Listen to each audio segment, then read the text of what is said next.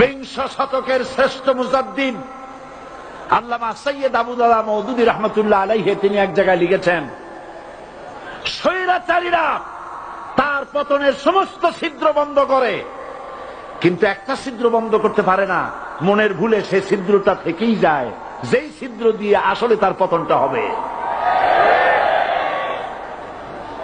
ক্ষমতায় গিয়ে মনে করে চিরকাল ক্ষমতায় থাকবো। ভারতের প্রধানমন্ত্রী পণ্ডিত জওয়াহরলাল নেহেরু রাঁচি পাগলাগারদে গিয়েছেন, মেন্টাল হসপিটাল। পাগলেরা নেহেরুকে দেখে আশ্চর্য হয়ে গেছে, এত সুন্দর মানুষ, মাথায় কিস্তি টুপি, গায়ে শেরওয়ানি, মুসলমানি ড্রেসই আলাদা, যদিও তিনি হিন্দু ছিলেন, পরেছেন মুসলমানি ড্রেস। শেরওয়ানি কাদের পোশাক? কাদের পোশাক? হাতে ছড়ি নিয়ে হাঁটা স্টাইল করে, সুন্দর পাজামা, সুন্দর টুপি, সুন্দর সাজসজ্জা করে, মুসলমানদের ড্রেস। এই ড্রেস পরে তিনি গিয়েছেন, সবসময় যে ড্রেস তিনি পরতেন। পাগলেরা জিজ্ঞেস করছে, তুমি কে গো? উনি বলছেন, আমারে চেনো নাই? আমি ভারতের প্রধানমন্ত্রী পণ্ডিত জওয়াহরলাল নেহেরু। পাগলেরা বলছে, ও সেই কথা। আমরাও যখন এই হসপিটালে আসছিলাম, এই তোমার মতো লম্বা লম্বা কথা আমরাও বলছি, থাকো আমাদের সাথে কিছুদিন, তোমার মাথাও ঠান্ডা হয়ে যাবে। ক্ষমতায় যারা থাকে, ক্ষমতার মোহে চতুর্দিকে অন্ধকার দেখে, মনে করে আমার পতন আর হবে না। কিন্তু তোমাকে বুঝিবে যে গোকুলে বাড়ি শেষে। গাড়ির চাকা সব সময় উপরে থাকে না, গাড়ির চাকা সব সময় উপরে থাকলে গাড়ি তো চলবেই না। গাড়ির চাকা ঘোরে বলেই তো গাড়ি চলে। সুতরাং এই উপরে তোমার চাকা উপরে এখন আছে বলে, তোমার দলের চাকা উপরে আছে বলে যারা মানুষের উপরে জুলুম করছো, আলেমদেরকে ধরতেছো, মুসল্লিদেরকে ধরে ধরে জেলে ঢুকাচ্ছ, সময় আসবে এমন ইন্দুরের গর্ত অপমানা পালাবার জন্য।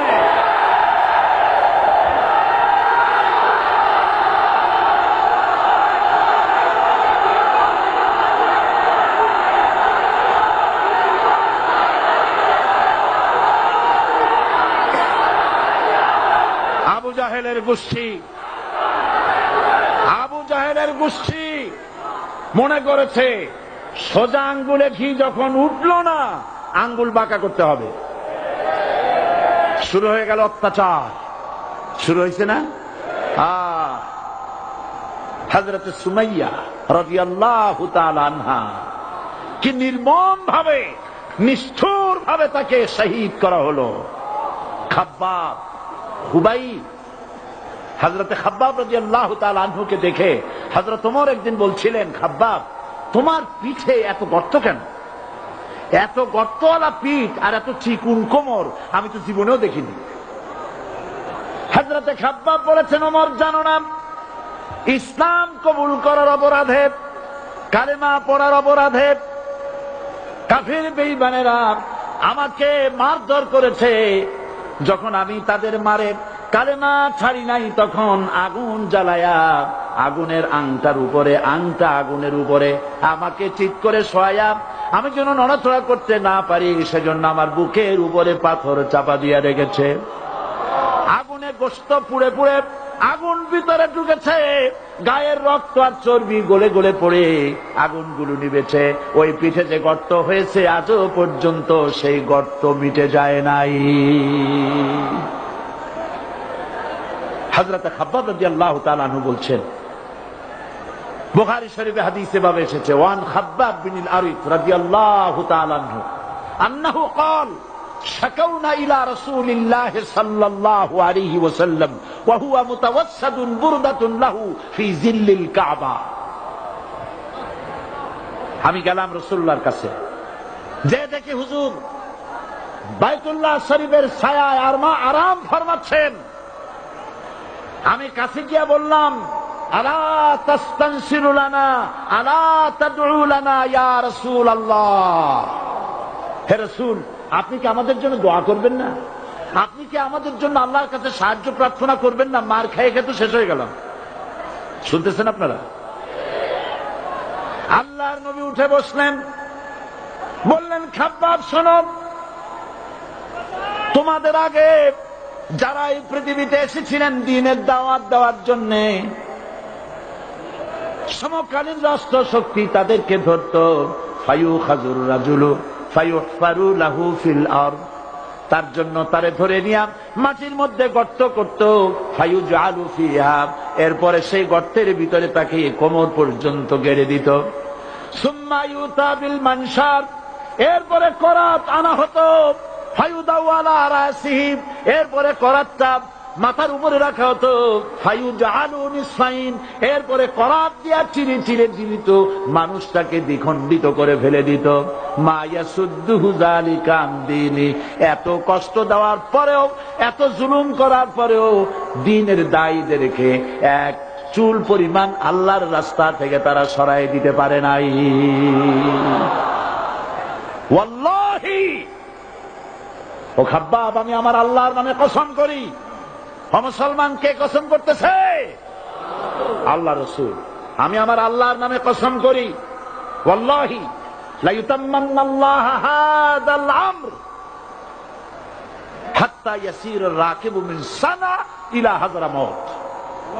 সেদিন বেশি দূরে নয়, ইয়েমেনের রাজধানী সানা থেকে শুরু করে সৌদি আরবের হাযরামাউত পর্যন্ত হাজার হাজার মাইল, এই দীর্ঘ পথে যুবতী নারী তার সৌন্দর্যের পশ্চা নিয়া, আর ধনাঢ্য ব্যক্তিরা, সওদাগরেরা তাদের টাকা পয়সা নিয়া একাকে নিয়ে অথবা দলবদ্ধ ভাবে মানুষেরা যাতায়াত করবে।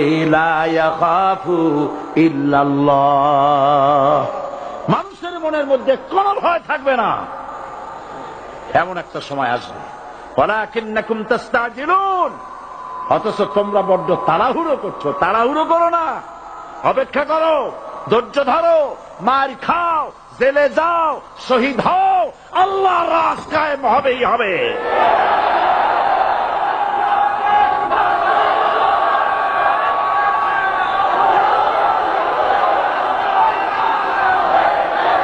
বিল্ডিং থেকে শিক্ষা গ্রহণ করুন।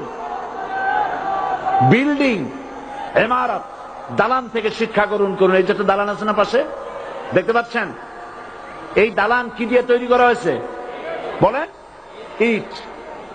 সমস্ত ইটেরা যদি ধর্মঘট করত, আমরা কেউ মাটির তলায় যাব না, কেউ আমরা আগুনে পুড়ে ঝামা হব না, পিক হব না, কেউ আমরা টুকরা টুকরা হব না, সবাই থাকবো উপরে উপরে, তাহলে কি দালান হইতো নাকি? এই বিল্ডিং নির্মাণ করতে গিয়া ইটের যে স্যাক্রিফাইস, হাজার হাজার ইটকে পিক হতে হয়েছে, পুড়ে যেতে হয়েছে, খোয়া হতে হয়েছে, ভেঙে টুকরা টুকরা হয়ে 50 ফিট মাটির নিচে যেতে হয়েছে, তারপরে ইমারত গঠন হয়েছে, সুন্দর দালান তৈরি হয়েছে। যারা ইসলামী শাসন চান, আল্লাহর দ্বীনকে বিজয়ী দেখতে চান, তাদেরকে অসংখ্য মানুষকে পোড়াইটের মতো জেলখানায় পুড়ে পুড়ে মরতে হবে, অসংখ্য মানুষকে ফাঁসির কাস্তে ঝুলতে হবে, গায়ের রক্ত দিতে হবে, শহীদ হতে হবে, তারপরে ইসলামের ইমারতটা কায়েম হয়ে যাবে।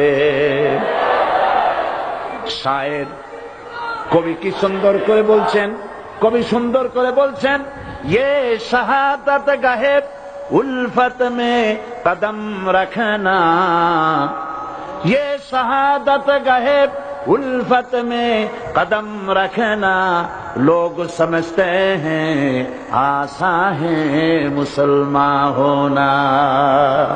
মানুষেরা মনে করে মুসলমান হওয়া খুব সহজ জিনিস। না, মুসলমান হওয়ার অর্থ হলো শাহাদাতের ঈদগাহে শামিল হয়ে যাওয়া।